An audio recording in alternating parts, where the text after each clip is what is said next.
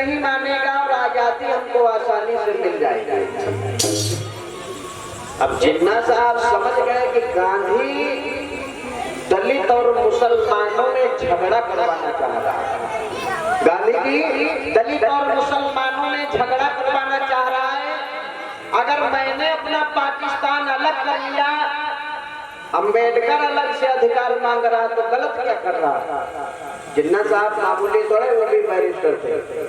जिन्ना साहब भी बैरिस्टर थे, गांधी भी बैरिस्टर थे, नेहरू भी बैरिस्टर थे, बाबा साहब अंबेडकर भी बैरिस्टर थे।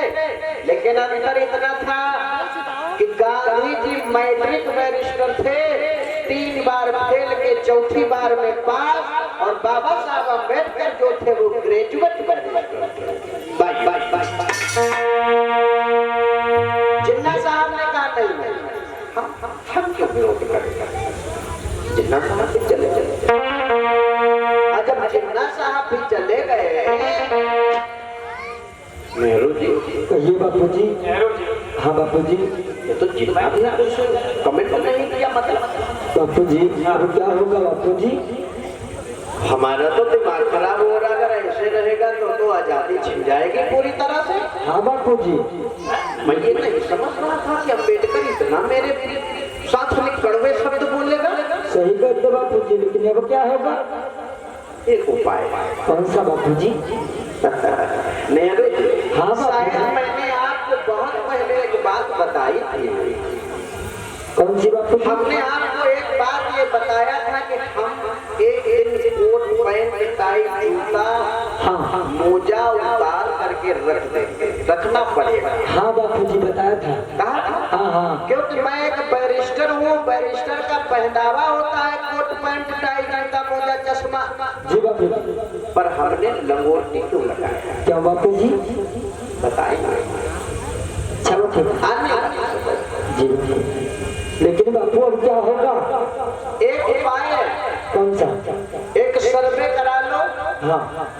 और इस काम को करने के लिए जगजीवन राम जो है एक शेड्यूल कास्ट के नेता, जो दलित बिरादरी के, हाँ, उनको अपने में मिलाओ। हाँ। और उनको देश का प्रधानमंत्री बनाएंगे। बापू जी अगर जगजीवन राम को तुम देश का प्रधानमंत्री बनाओगे तो मैं बैठा बैठा क्या भैया छीनूंगा। घबराओ नहीं। क्यों। ये राजनीति सीखो, अभी तुम सीख रहे हो। हाँ बापू जी। हम उनको बनाएंगे नहीं प्रधानमंत्री, हाँ। बल्कि प्रधानमंत्री बनने का लालच देंगे और वो इस झांसे में आकर के अंबेडकर का विरोध करना शुरू कर देंगे। और जो शेड्यूल कास्ट का वोटर है वो जगजीवन राम में आ जाएगा। बिल्कुल सही। और हमारी विजय आसानी से हो जाएगा। बिल्कुल सही कहा बापू जी। हाँ समझ गया। ये समाज, हाँ, इसको जरा सा प्रलोभन दे दो, लालच दे दो, हाँ। अब जहाँ जहाँ ले चले जाओ। हाँ बिल्कुल सही कहा बापू जी। तो घबराओ ना। चलो देखा जाएगा जो होगा। जगजीवन राम को मिलाया जाए। ठीक है बापू भाई बात करना माता बहनों, एक वोट का अधिकार लेने के लिए, एक वोट का अधिकार देने के लिए बाबा साहब ने कितनी बड़ी लड़ाई लड़ी है, ये सिर्फ मुख से नहीं कहा जा सकता है। कितनी बड़ी लड़ाई, कितना बड़ा संघर्ष किया सिर्फ एक वोट के लिए। और अगर एक वोट का अधिकार न दिलाया होता हम आपको, तो जो समाज तुम्हारी हवा से अछूत हो जाता था, तुम्हारी हवा से दूषित हो जाता था, आज वही आता है तुम्हारे हाथ जोड़ता है कि ताकि हमारे ऊपर हाथ उधर दे उनके हम हो जीत जाए। नहीं बोलता। ये पावर बाबा साहब अम्बेडकर ने आपको दिया है। एक वोट बाबा साहब अम्बेडकर ने कहा था कभी रानी के पेट से राजा जन्म लेता था। अगर महाराज जी राजा है तो उनका उनकी रानी के कोख से जन्मा लड़का वो भले बैठा होए लेकिन वो भी राजा ही कहलाएगा, वो राजा की कुर्सी पे बैठेगा। लेकिन बाबा साहब ने कहा कभी रानी के पेट से राजा पैदा होता था। मैंने उन सभी रानियों की नसबंदी कर दिया। अब रानी के पेट से राजा नहीं पैदा होगा, बल्कि आपकी वोट से राजा पैदा होगा। आप जिसको चाहो उसको राजा बना दो और जिसको चाहो उसको नीचे बिठा दो। ये एक वोट का अधिकार बाबा साहब अम्बेडकर ने तुमको दिया, लेकिन तुम समझ नहीं पावत हो। वो एक वोट का कीमत तुम दोनों जने तो कहो 70 रुपया बेच दे, और जो थोड़ा उनके समझदार है वो कहो खड़िया पन्नी बेच दे। अत्य अंतर हो गया, और कुछ अंतर नहीं है।